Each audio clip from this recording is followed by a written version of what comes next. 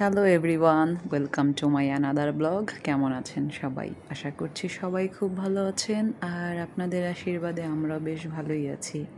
আর আজকে ঘুম থেকে উঠে ছোটোখাটো একটা যুদ্ধ করতে হচ্ছিল, কারণ আমার বর বের হয়ে যাবে আর তার হাতে কোনো সময় ছিল না। তাই সকালবেলা সব কিছু ফেলে দেন ওর নাস্তাগুলো আগে আমি রেডি করে দেওয়ার ট্রাই করছিলাম। তো নাস্তা হিসেবে এখানে চা বসিয়ে দিয়েছি, তারপর আমি ভুসিও গুলিয়ে নিলাম, আর এদিকে ডিম সিদ্ধ বসিয়ে দিয়েছি। আর গতকাল রাতে দুধ এনেছিল, সেটাও গরম করে নিয়েছিলাম, আর ওকে মিক্স ফ্রুট দিয়ে দিয়েছি, আর সাথে কলাও ছিল। আর নাস্তা আমিও খেয়ে নিব, কারণ লাস্ট নাইট আমিও তেমন কিছু খাইনি, জাস্ট বাইরে থেকে নাস্তা খেয়ে তো ওইভাবে করে আমি ঘুমিয়ে পড়েছিলাম, যেহেতু আমি খুব একটা রাত্রে ইদানিং খাওয়া দাওয়া করছি না। আর সকালবেলা ঘুম থেকে উঠতেই এর জন্য অনেক ক্ষুধা পেয়ে যায়। আর ডিসিপ্লিন লাইফ লিড করাটা খুবই জরুরি, আর এটাই হয়তো করার ট্রাই করছি। আর আমার বর তো সকালবেলা নাস্তা খেতেই চাইছিল না, আমি তাকে একেবারে জোর করে বসিয়েছিলাম যে না, না খেয়ে চলে গেল আমিও না খেয়ে থাকবো। তো তাকে এই কথাটা বলেই আটকে দিয়েছি, নয়তো বা সে চলে যেত। আর তার সবথেকে উইক পয়েন্ট আমি না খেয়ে থাকা। এর জন্য জেনে বুঝে আমি কাজটাই করেছি। আর আমি শিওর ছিলাম যে আমি যদি একবার বলি যে আমি না খেয়ে থাকবো, তুমি না খেয়ে গেলে সেটা সে কখনোই করবে না। আর এখানে কলা ছিলেছিলাম, তো সেটার খোসাগুলোকে আমি সার হিসেবে বালতির মধ্যে রেখে দিচ্ছি। আর কলার যে খোসা, এটার জলটাও কিন্তু বেশ উপকারী গাছের জন্য। তাছাড়া আমি তো সব ধরনের সবজির খোসাই একেবারে বালতির মধ্যে রেখে দেই। আর এই যে উনি কোনটা আগে খাবে কোনটা পরে খাবে কোনো কিছু বুঝতে পারছিল না, মানে এত তাড়াহুড়োর মধ্যে ছিল। আর এদিকে আমি ডিমও বসিয়ে দিয়েছিলাম, আর চিন্তা করছিলাম ডিমটা আদৌ সে খেয়ে যেতে পারে কি না, কারণ যে তাড়াহুড়ো করছে কখন কি খাবে সেটাই ভাবছিলাম। আর সসপ্যানটাতে আমি দুধ গরম করে সেটাকে ধোয়ারও টাইম পাইনি, ওইটার মধ্যে জাস্ট ডিম দুইটা বসিয়ে দিয়েছিলাম। আর এই যে সে বের হওয়ার জন্য প্রস্তুতি নিচ্ছে। আর জেদ করে যদি কারো ভালো কিছু হয় তাহলে সেই জেদ তো করাই যায়, যেমনটা আজকে আমি করেছিলাম তাকে খাওয়ানোর জন্য।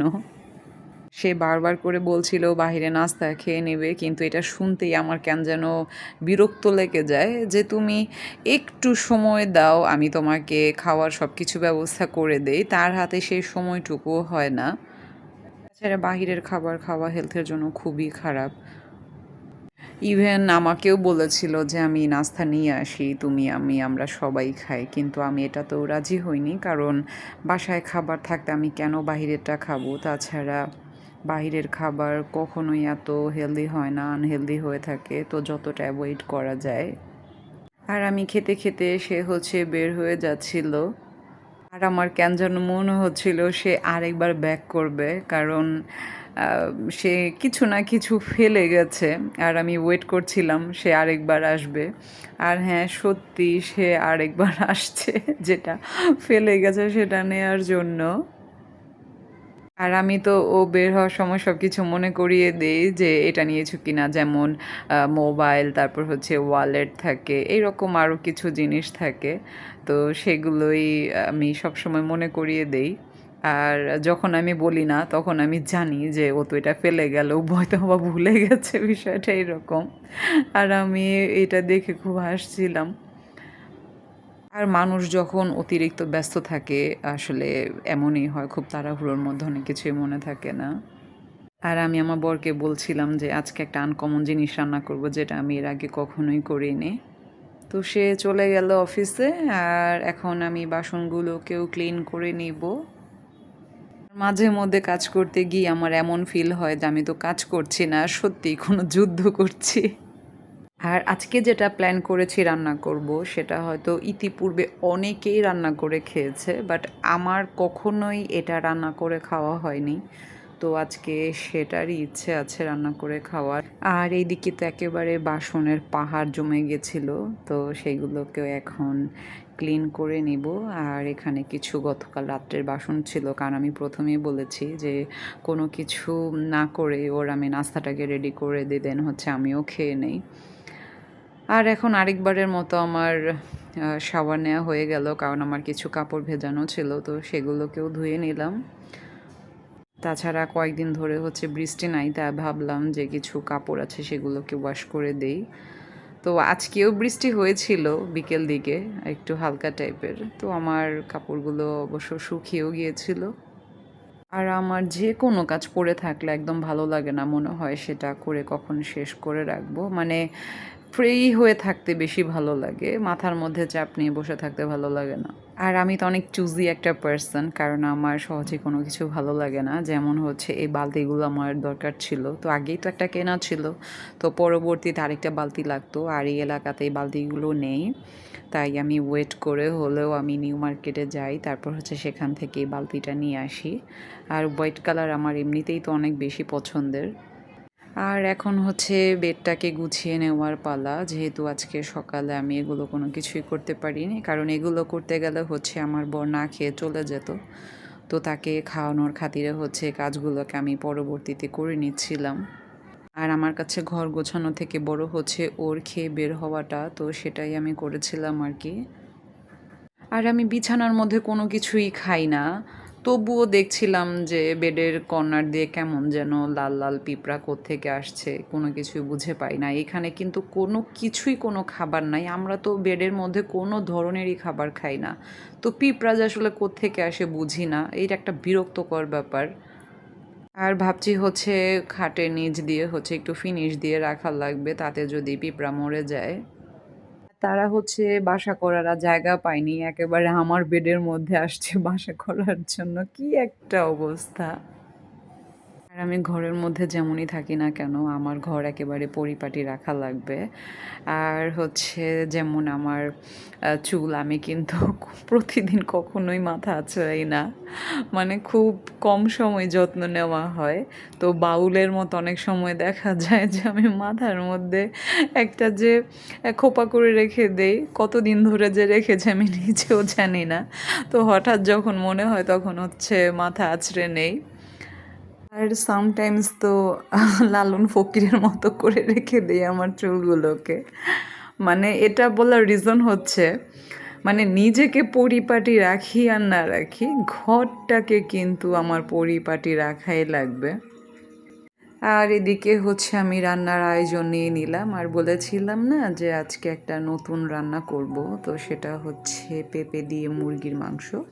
আর এটা আমি ইতিপূর্বে কখনোই করিনি, তো হঠাৎ করে মনে হলো যে কেন না আজকে পেঁপে দিয়ে হচ্ছে মুরগির মাংস খাই। আর এ কারণে দেখা যায় আমার একটু সবজিও খাওয়া হয়ে যাবে, আর এদিকে হচ্ছে বৃষ্টিও হচ্ছিল, রোদও উঠছিল, আর ওয়েদারে কোনো ঠিক ছিল না। আর ওয়েদার সে নিজেও জানে না যে সে কখন কোন রূপ দেখাবে। মানে এই রোদ এই বৃষ্টি। তো যাই হোক, গতকাল আমার বর হচ্ছে 2টা পেঁপে নিয়ে এসেছিল, আর সে বলছিল যে পেঁপে খাওয়া বেশি বেশি করে, পেঁপে খাওয়া ভালো, তাই ভাবছিলাম যে পেঁপে দিয়ে কী খাওয়া যায়। আর পেঁপে দিয়ে অনেক সময় অনেক কিছুই তো রান্না করে খাই, তো ভাবলাম যে আজকে যেহেতু মুরগির মাংস আছে তো সেটা দিয়েই রান্না করি। আর এটা আমার বড়রা খেয়েছে, ওরা যখন ব্যাচেলর ছিল শুনলাম যে ওরা এটা খেয়েছে এর আগে। ইভেনচুয়ালি আমার বোনও রান্না করে খেয়েছে, ওকে যখন ফোন করে বলি। তো মোটামুটি সবাই খেলো, আমার কখনো খাওয়া হয়নি, তাই আজকে রান্না করব। আর এদিকে হচ্ছে আমি কচুরমুখীগুলোকে কেটে দেন ভাপিয়ে নিয়েছিলাম, তারপর হচ্ছে সেটাকে ভেজে নিচ্ছি। আর আজকে হচ্ছে ইলিশ মাছ দিয়ে কচুরমুখী তরকারি রান্না করব। আর এটা আমার বর বলেছিল সেইভাবেই খাবে, তো তার রিকোয়ারমেন্টটা হচ্ছে এই রান্নাটাকে করে নিচ্ছিলাম। আর এই যে আমি বারবার করে থাই লাগাচ্ছি, আবার খুলে দিচ্ছি, কারণ বন্ধ রাখলে প্রচুর গরম হয়ে যায় রুম, আবার খুলে রাখলেও দেখা যায় বৃষ্টির ছিটাগুলো আমার কড়াইয়ের মধ্যে এসে পড়ে। তো একটা বাজে পরিস্থিতি বলা যায়। আর যেহেতু এটা দক্ষিণের সাইড, প্রচুর বাতাস, এর কারণে হচ্ছে জলগুলো ভেতরে ঢুকে যায়। আর এদিকে হচ্ছে আমি পেঁয়াজ কাঁচামরিচগুলোকে ভেজে নিচ্ছিলাম, কারণ কচুরমুখির তরকারিতে হচ্ছে এভাবে করে পেঁয়াজ কাঁচামরিচ ভেজে উঠিয়ে রেখে দেন হচ্ছে নামানোর আগে দিলে তরকারিটা খুবই ভালো লাগে। আর এদিকে হচ্ছে আমি পেঁয়াজও বেটে নিয়েছিলাম, কারণ মুখি তরকারির মধ্যে একটু কাঁচা পেঁয়াজ বাটা আর হচ্ছে আমি জিরা গুঁড়া দিব। ইদানিং যেহেতু আমি জিরা বাটছি না আমার ব্যাক পেইনের জন্য, সো আমি গুঁড়াটাকে ব্যবহার করছি। আর ফোড়ন হিসেবে দিয়ে নিলাম একটু তেজপাতা আর সাথে গোটা কয়েকটা জিরা।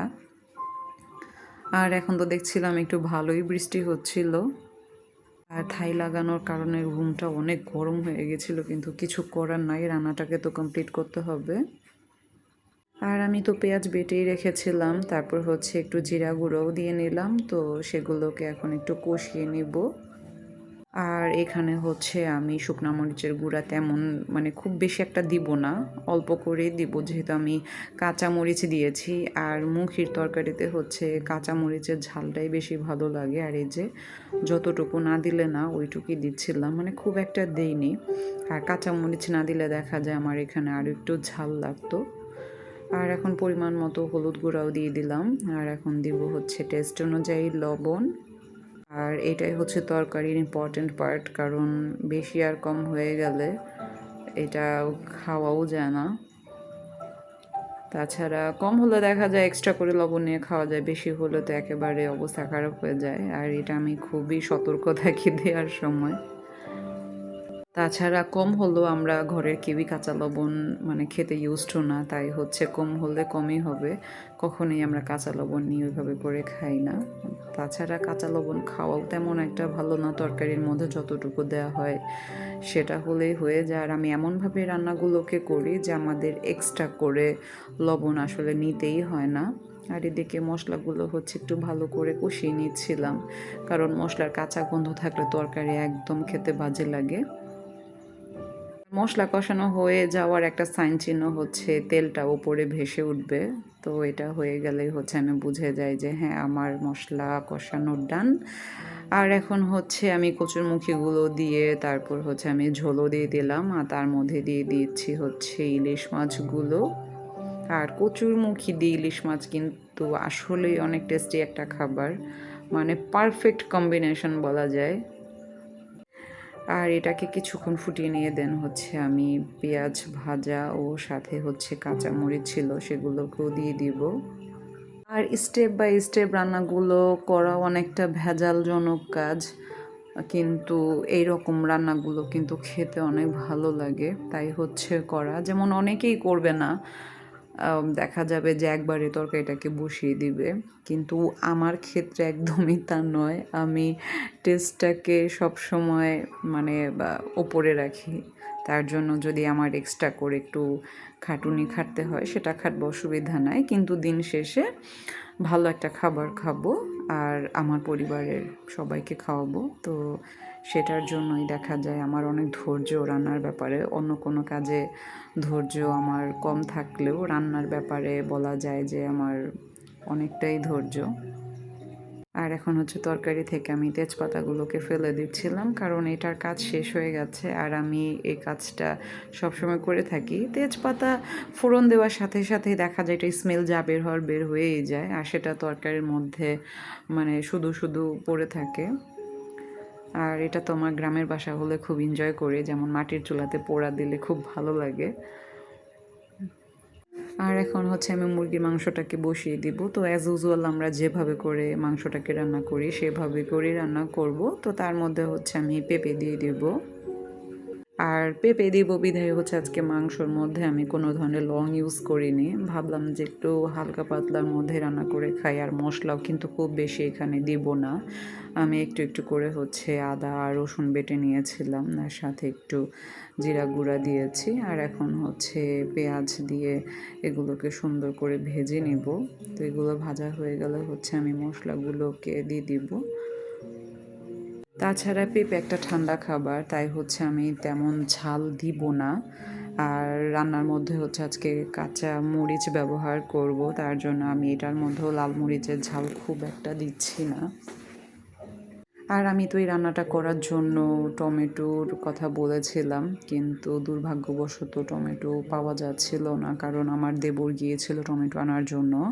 তো কোনো দোকানই খোলা ছিল না, আর এটা যেহেতু দুপুরবেলা অনেকে দেখা যায় নামাজে চলে যায়, তারপরে হচ্ছে সকালবেলা বিক্রি করে তারা বাসায় চলে যায়। তো টমেটো ছিল না, তবে এই রান্নাটার মধ্যে আই থিঙ্ক টমেটো দিলে আর একটু বেশি ভালো লাগে। তবে টমেটো দেইনি তার জন্য যে খারাপ হয়েছে বিষয়টা এমন না, যথেষ্ট ভালো হয়েছিল। আর আমি এটা ভাবতেও পারিনি যে প্রথমবার রান্না করছি আর তরকারিটা এতটা মজা হয়ে যাবে। আর প্রীতম যখন খাচ্ছিল তখন তো সে শুধু এই তরকারিটা দিয়েই খাচ্ছিল, সে তো ইলিশ মাছ দুপুরবেলা নেয়নি, বলল যে না বৌদি আমাকে আর একটু আপনি পেঁপের তরকারি দিন, আর আমি রাত্রে হচ্ছে মাছ দিয়ে ভাত খাবো। তো সে সাধারণত এই কাজটা করে না, মানে সেকেন্ড টাইম যে নিয়ে খাবে।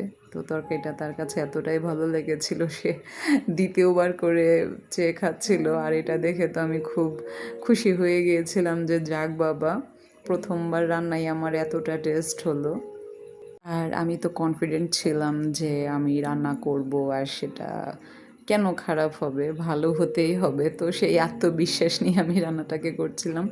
আর এই যে এত বাতাস আসছিল, মানে থাইটাকে খুলে দিলেও দেখা যায় আমার মানে চুলার যে তাপ সেটাও কমে যায় বাতাসের জন্য।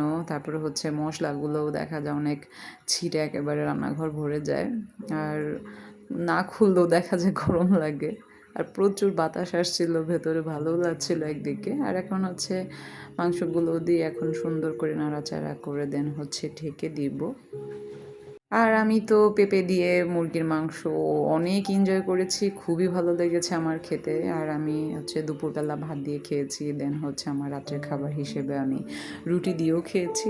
তো আমার দুইটা দিয়েই খেতে অনেক ভালো লেগেছে। আর রান্না করতে করতে হচ্ছে আমি চুলাটাকেও ক্লিন করে নিচ্ছিলাম। আর এখানে আমার যথেষ্ট অ্যালার্জি, কারণ তেল ছিটে থাকলে একদম ভালো লাগে না। আর একটু পরপর দেখছিলাম যে হয়েছে কিনা বা আর একটু হবে কিনা, তো চেক দিচ্ছিলাম। আর ইচ্ছে আছে একদিন হচ্ছে লাউ দিয়ে রান্না করব, আশা করি লাউ দিয়েও ভালো লাগবে। আর হচ্ছে সবজি আসলে খেতে হবে প্রচুর, যেহেতু ভাত অনেক কম খাই, সেক্ষেত্রে সবজি খাওয়াটা খুবই জরুরি। আর আরেক চুলায় বসিয়ে দিয়েছিলাম হচ্ছে করলা, তো সেটা ভর্তা করে নিব। আর এখন হচ্ছে আমরা খেতে বসে গেলাম। আর গতকালে ইলিশ মাছের তরকারি ছিল, যেহেতু আমি খাইনি। আর এদিকে ভর্তাও মেখে নিয়েছি, আর এখন হচ্ছে খেতে বসে যাব। আর প্রথমবার রান্না করেছি সেই হিসেবে এতটা ভালো নাও হতে পারতো, কিন্তু প্রথম রান্নাটাই যে আমার এতটা মজা হয়ে যাবে, আই কান্ট বিলিভেবল, সিরিয়াসলি। মানে আমি ভেবেছিলাম হয়তো বা অ্যাভারেজ টাইপের কিছু হবে, কিন্তু একেবারেই তা না। মানে আমার ভাবনার থেকেও বেশি টেস্টি হয়েছিল খাবারটা। আর কচুরমুখী তরকারিটাও যথেষ্ট ভালো হয়েছিল খেতে। আর আছে না যে ভালোর থেকে ভালো, তো আজকে রান্নাগুলো আমার সেই রকমই হয়েছিল, মানে ভালোর চাইতেও আরেকটু বেশি ভালো। আর এখন হচ্ছে আমি আর প্রীতম খেয়ে নিচ্ছিলাম। তো প্রথমেই আমি করলা ভর্তা দিয়ে ভাত খেয়ে নিচ্ছিলাম। আর আমার তো করলা ভাজি থেকে ভর্তা দিয়ে খেতে বেশি ভালো লাগে। আর আমি আজকে ভর্তার মধ্যে একটু পেঁয়াজও দিয়েছিলাম, ভালোই লাগছিল খেতে। আর এই যে নিয়ে নিলাম আমার পেঁপের দিয়ে মুরগির মাংসর তরকারি, খুবই ভালো লাগছিল। আর যেমনটা ভাত দিয়ে ভালো লাগছিল খেতে, তেমনটা রুটি দিয়ে আমি খুব এনজয় করেছি। আর একটু হচ্ছে ঝোলও দিয়েছিলাম বেশি করে, যেহেতু পেঁপে সেই হিসেবে একটু ঝোল ঝোল হলেই ভালো লাগবে। তো আমি একটু বেশি করে ঝোলও দিয়েছিলাম। আমার ভাবনাটাকে বাস্তবে রূপান্তর করে নিয়ে এখন সেটাকেই খাচ্ছি। আর হ্যাঁ, নেক্সট টাইম যদি কখনো রান্না করি অবশ্যই এই তরকারির মধ্যে আমি একটু টমেটো দেওয়ার ট্রাই করব, কারণ আজকে আমি টমেটো দিতে চেয়েছিলাম, কিন্তু বেচারা আমার দেবরমশাই সে কয়েকটা দোকান ঘুরে হচ্ছে পাইনি। আর এখন হচ্ছে আমি একটু মুখির তরকারিও নিয়ে নিলাম, আর যথেষ্ট ভালো হয়েছিল তরকারিটা খেতে। আর আমি তো ওয়েট করছিলাম আমার বর আজকে কখন আসবে আর কখন সে এসে খাবার খাবে আর খুশি হয়ে যাবে। আর আমি ফর শিওর ছিলাম যে ও তরকারিগুলো খেয়ে অনেক ভালো বলবে। তাছাড়া ও তো মুরগির মাংস এমনিই পছন্দ করে না, কিন্তু আজকে সেটা ব্যতিক্রম ঘটেছে। সে আমার তরকারিটা খেয়ে যথেষ্ট প্রশংসা করেছিল। আর এই যে গাছে কলি আসছে আর সেটাকে দেখতে আসবো না, এটা তো হতেই পারে না। তো আমি তো বারান্দায় চলে আসি একটু পর পর ওদেরকে দেখার জন্য। আর আমার তো ওদেরকে আমার ঘরের সদস্য হিসেবে আমি গণ্য করে থাকি। তো দেখা যায় ওদের যত্ন করার জন্য আমি একটু পর পর চলে আসি আর দেখি কোনো ধরনের সমস্যা আছে কিনা, যেমন মাটি শুকিয়ে গেছে কিনা বা কোনো ধরনের পিঁপড়া আক্রমণ করেছে কিনা। তো এগুলোই আসলে আমার মাথার মধ্যে চলতে থাকে। আর আমি তো মাটি শুকিয়ে না গেলে হচ্ছে আমি কোনো জল গাছের গোড়ায় দেই না, কারণ খুব বেশি জল দিলে দেখা যায় গাছের গোড়া এমনিতেই পচে যায়। তো এ ব্যাপারে খুব সতর্ক থাকতে হয়। আর যেহেতু মাটি শুকিয়ে গেছে দেখলাম, এখন হচ্ছে আমার বানানো সারগুলো আমি অ্যাপ্লাই করে দেব। তো এখন হচ্ছে আমি এগুলোকে ছেঁকে নেব, ছেঁকে নিয়ে দেন হচ্ছে আমি গাছের গোড়ায় অ্যাপ্লাই করব। আর আমার সার তো দেওয়া শেষ, সার দিয়ে আমি একেবারে বারান্দাটা ধুয়ে দিয়েছি। আর বারান্দা ধুতে গিয়ে দেখি আমার জবা গাছেও আর একটা নতুন মেহমান চলে আসছে। ছোট্ট একটা কলি ধরেছে মাত্র, আর সেটা ফুটতে অনেকটা সময় নেবে জানি, তবে অনেক আনন্দ হচ্ছিল যে প্রতিটা গাছেই মানে কোনো না কোনো কলি ধরেছে কিংবা ফুল ফুটেছে, আর এটা দেখতে খুবই ভালো লাগছিল। আর এই যে অলকানন্দা আমার প্রিয় ফুলের মধ্যে একটা, এমনিতে অনেক ভালো লাগে অলকানন্দা দেখতে আমার কাছে। তাছাড়া ফুল বলতেই আমার অনেক বেশি ভালো লাগে। আর এখন হচ্ছে হাঁটাহাঁটি করে নিচ্ছিলাম, আর আমি প্রতিদিন 1 ঘন্টা করে হেঁটে থাকি। আর বাহিরে যাওয়ার যেহেতু সঙ্গী সাথী নেই, তাই হচ্ছে আমি ঘরেই হাঁটা কমপ্লিট করে নেই। আর একেবারে ঘেমে গিয়েছিলাম, কারণ 1 ঘন্টা হাঁটাও কিন্তু কম নয়, একেবারে র্যান্ডম হেঁটেছি। আর আমি তো মাঝখানে কোনো রেস্টই করিনি, আর তাই একটু বারান্দায় আসছিলাম, কারণ আমার গাছপালাগুলোকে দেখলাম আমার ক্লান্তি এক নিমেষে দূর হয়ে যাবে। আর দেখছিলাম বিচিত্র আকাশ, এক এক সময় এক একটা রূপ ধারণ করে থাকে সে। আর আমার বাসা থেকে সামনে গাছ ভর্তি, সেই বাসাটাকেও দেখতে বেশ ভালো লাগে। মানে তাদের ছাদে এমন কোনো গাছ নেই যে তারা না লাগিয়েছে। দূর থেকে যতটুকু বোঝা যাচ্ছিল যে তারা গ্যান্ডারি গাছও লাগিয়েছে, তারপর হচ্ছে এখানে নিম গাছ ছিল, আম গাছ, কলা গাছ থেকে নিয়ে শুরু করে আরও অনেক কিছুই ভ্যারাইটি ছিল। তো এইটুকু জায়গার মধ্যে তারা অনেক কিছুই লাগিয়েছে, আর সুন্দরও লাগে দেখতে। আর বারান্দায় দাঁড়িয়ে হচ্ছে বাহিরের মানুষদেরও দেখার ট্রাই করছিলাম, কারণ আমরা তো এক প্রকার শহরের বাসাতে ঘরবন্দি হয়ে থাকি, তেমন মানুষজনের সাথে আমাদের দেখা সাক্ষাৎ হয়ই না বলতে গেলে। তারা শহুরে জীবন তো আসলে এমনই হয়ে থাকে, যে যার মতন করে ঘরবন্দি। আর আজকে হচ্ছে আমার চুলে একটু তেল অ্যাপ্লাই করব, কারণ আমার প্রচুর হেয়ার ফল হচ্ছে। আর এইভাবে করে চুল দেখা যায় খোলা থাকলে একেবারে আমার ঘর চুল দিয়ে ভর্তি হয়ে যায়। আর আমি চুল খুলে এতক্ষণ হেঁটেছি, কারণ হচ্ছে আমার চুলগুলো ভেজা ছিল। তো হাঁটার মাধ্যমে দেখা যায় আমার চুলগুলো শুকিয়ে গেছে। আর যেহেতু ভেজা চুলে তেল ব্যবহার করা যায় না বা আমি দেই না, সেজন্য হচ্ছে আমি ওয়েট করছিলাম যে আমার চুলগুলো শুকালে দেন হচ্ছে আমি তেল অ্যাপ্লাই করব। আর তেল দেওয়ার সময় তো আমি আমার মাকে খুব মিস করি। মা কিংবা আমার বোন তারা থাকলে আমার মাথার মধ্যে খুব সুন্দর করে তেল লাগিয়ে দিত। আর যেহেতু ঘরে কেউ নাই, তাই হচ্ছে নিজেরটা নিজেকেই করে নিতে হয়। আর আমার তো গান শোনাটা অনেক বেশি পছন্দের, তাই হচ্ছে আমি গান ছেড়ে দিয়েছিলাম, আর এখন হচ্ছে আমি তেলও লাগিয়ে নিচ্ছি। আর আমার টিভি দেখার চাইতে বেশি ভালো লাগে গান শোনা, তো সেটাই শুনছিলাম আর কি। আর তাছাড়া আমার 3 ঘন্টার মুভি দেখার এত ধৈর্যও নেই, তাছাড়া ওই পরিমাণ সময়ও আমার নেই সত্যি বলতে। কারণ 3 ঘন্টা বসে একটা মুভি না দেখে দেখা যাবে সেই 3 ঘন্টা আমার অনেকগুলো ঘরের কাজ হয়ে যাবে। আর এই যে আমার গাছের গোড়ার মধ্যে হচ্ছে আজকে কর্পূর দিয়ে নিলাম, কারণ হচ্ছে পিঁপড়ার আক্রমণ হচ্ছিল প্রচুর আমার গাছের মধ্যে। আর এই জিনিসটা আমার একেবারেই ভালো লাগছিল না, কারণ আমার শখের গাছগুলো এরা।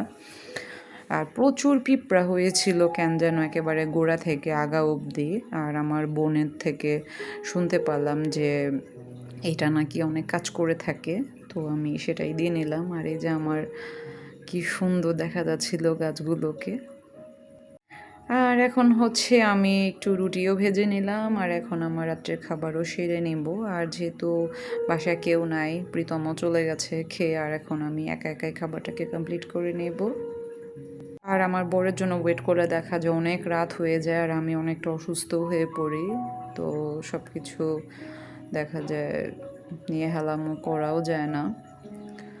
তো আমার বরই বলেছে যে আমার অনেকটা দেরি হয়ে যাবে, তুমি খেয়ে নাও। তাই হচ্ছে আমি ওকে রেখে ইদানিং খেয়ে ফেলি। তাছাড়া দুইজনের মধ্যে আমরা যদি দুইজনে অসুস্থ হয়ে যাই, ঘর কে পরিচালনা করবে? তাই হয়তো সুস্থ থাকার চেষ্টা। আমি তো রুটি খাবো আর আমার বরের জন্য আমি ভাতও রান্না করে রাখছিলাম, কারণ সে ভাত খাবে। আর বেশ কয়েকদিন সে উপবাস করে, তার হেলথের অবস্থা খুবই খারাপ। এর জন্য তাকে আমি রুটি কোনো কিছু দিচ্ছি না, তাই অল্প করে হলেও হচ্ছে ওকে আমি ভাতটাকেই দিচ্ছি। তাছাড়াও ভাতটাই পছন্দ করে। তাছাড়া 1 থেকে 2 দিন পর আবার আমাদের উপবাস শুরু হয়ে যাবে, তাই হচ্ছে ওকে আমি ভাতটাকেই দিচ্ছিলাম। আর এখন আমি আমার খাবার দাবার শেষ করে নিচ্ছিলাম। আর আমার খাবার শেষ হবার কিছুক্ষণ পরে হচ্ছে আমার বড় চলে আসছিল। তো ব্লগটি আজকের মতো এখানেই শেষ করব। ভালো থাকবেন সবাই। শুভরাত্রি।